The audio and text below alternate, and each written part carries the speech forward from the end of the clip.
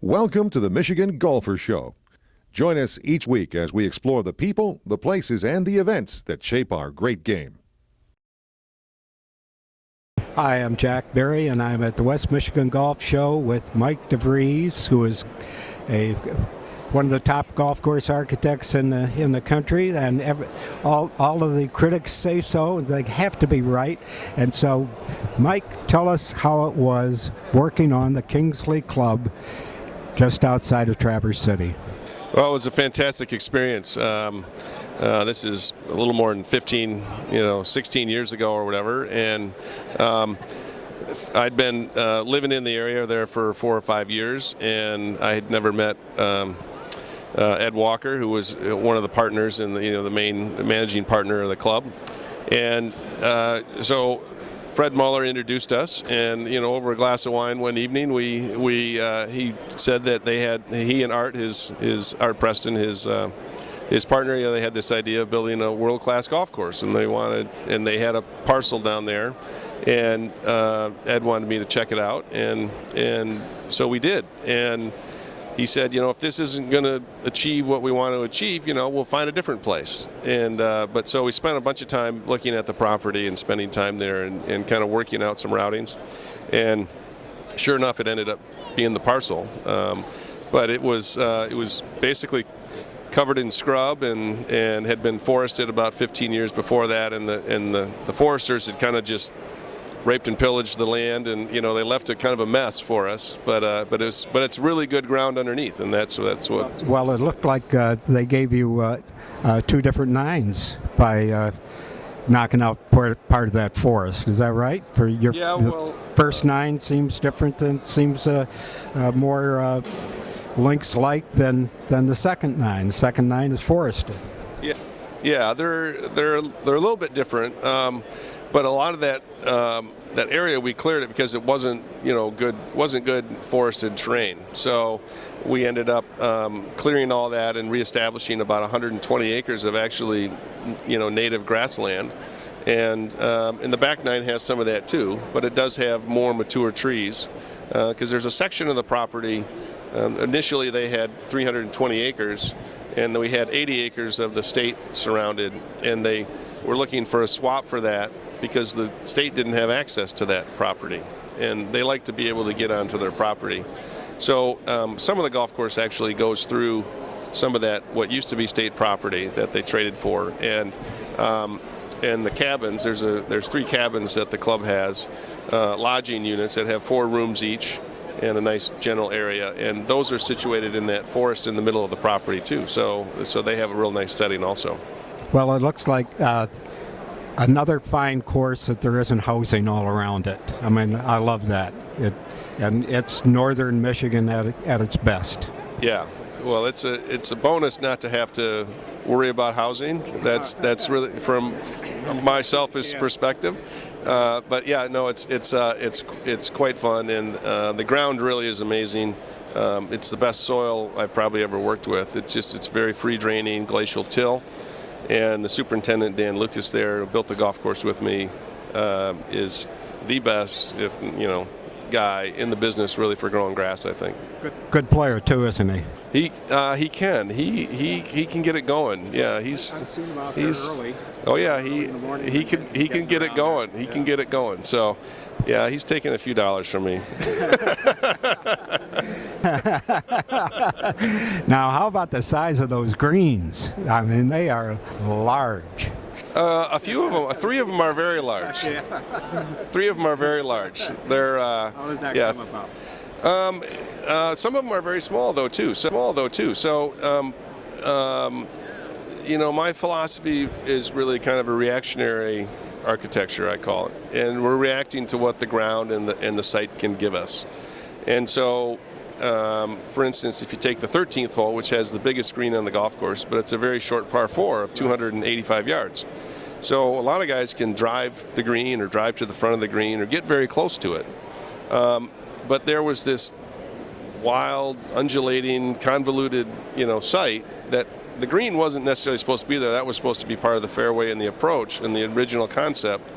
And the big bowl that's left of the green was going to be just in front of the green, and the green was actually going to be on a ridge behind that bowl. But when we cleared off that area there, I was like, well, this is just too special. We need to put the green here. And so that really is what the land was like, with the, slight little modifications. But the big bowl in the middle of the green, that was all part of the ground. And so that's how it kind of evolved. That's all kinds of pin positions there. You can have a lot of fun there. Yeah. You bet. Yeah.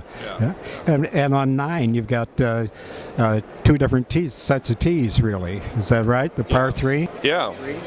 And come about? Again, a sort of an evolutionary process where we had looked at having the tees on the west, which is the tees that are just past the 8th green from that direction, so playing west to east. And the mounds and the ridges and the things that separate the 9th hole from the first hole had these nice little pinnacles that were just there, and all we had to do was just lop them off with the bulldozer real quickly, and we had a nice perfect teeing session there. And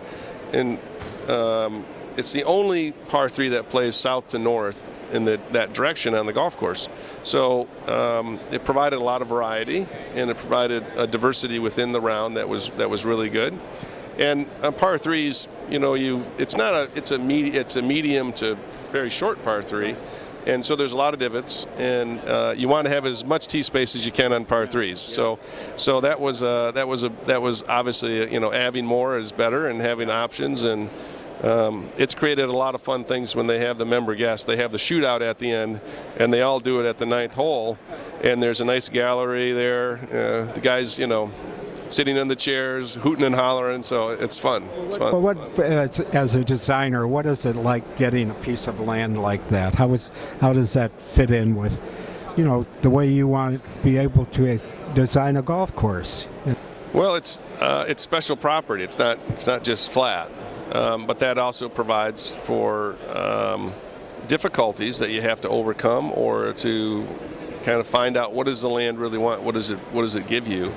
And how can you create great golf out of that?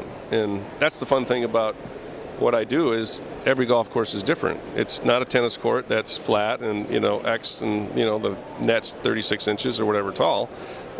You can do stuff that's out of the box, or try something. So the 13th is this short par 4 with the largest green, and the 15th is the longest par 4 on the golf course with the smallest green. You could fit 4 number 15 greens into the 13th green, actually, if you took it just area-wise.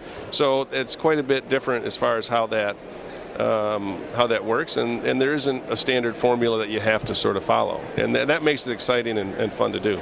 Well, I think Mr. Walker wanted a very special club that would have a broad membership from across the country, and so how do you design a course that's going to please a lot of people, and are they of different caliber, different handicap, or do you make it harder or easier, or how does that work? Well, yeah, that's very difficult to do. Particularly the way the pros play nowadays.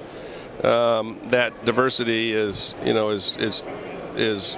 that spread there is quite a bit more than it was 20 or 30 years ago, where you had good amateur players that were hitting the ball about as far. But these young kids, they hit the ball so far, you can't really design for that.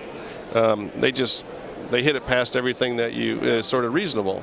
So in the case of Kingsley, we have really wide, expansive areas, but there's undulation and movement, and we have fescue grass, so the turf is very firm and fast, and the ball bounces around. And the best shot sometimes, depending on what position you've gotten yourself into, is not directly at the pin or the hole. It might be 20 yards left, because there might be a ridge there that moves the ball and brings it back in. So in the case there, we're building something that is a members club. So people are going to play this over and over and over, and they need to have a lot of variety and diversity, and something, it's not the same thing every day. So depending on the wind direction, depending on how well you play or how far you hit the ball, you may want to play over here, but your opponent or your partner may want to try and carry the bunker and get in a different position. And so it's fun to see, players, evolve or think about it, and the biggest compliment they can give me is, Mike, I was in this spot over here last week. I've never been there before. It was, and I made this great shot. So that's fun too, to hear about how they tried something new. Well, it's fun to play the humps and the hollows, and it's just to curve it in, and as you say, that's old-time links golf. Right. And that must have given you a lot of pleasure, because that course is like that. It's got to be a course that you would never get tired of playing. Not yet, I haven't. So that's a good sign. Do you get to play it often? Yeah, because I live in Traverse City, so it's the closest thing to me. So yeah, I get there fairly often, and not often enough. You can't play enough, but I do get out regularly, which is fun. Yes. Well, you're a bit busy. What have you been to? South America? You've been to Asia? Where else have you been? Yeah, well, I was just in Europe and sort of, looking at some opportunities over there and collaborating with a guy there. So nothing signed up yet, but yeah, the business takes you a lot of different places, which is exciting, but that's challenging and difficult too. What country in Europe? Well, I was in the Netherlands, yeah, and France. So. Well, the Netherlands sounds flat to me. Some of it is, and some of it's got some nice movement. So we'll see. And France now they're going to have the Ryder Cup there, and they've got some very good young players there now. And I think the golf is even though it's been there for a long time. I mean, some. The great players won that French Open. The French Open is something like in its 100th year this year, I think. Yeah, so it's one of the older national championships. Yeah. Never would have thought that about France, but it's only about there it is. Cheese, isn't it? Yeah, right. yeah, the Eiffel Tower.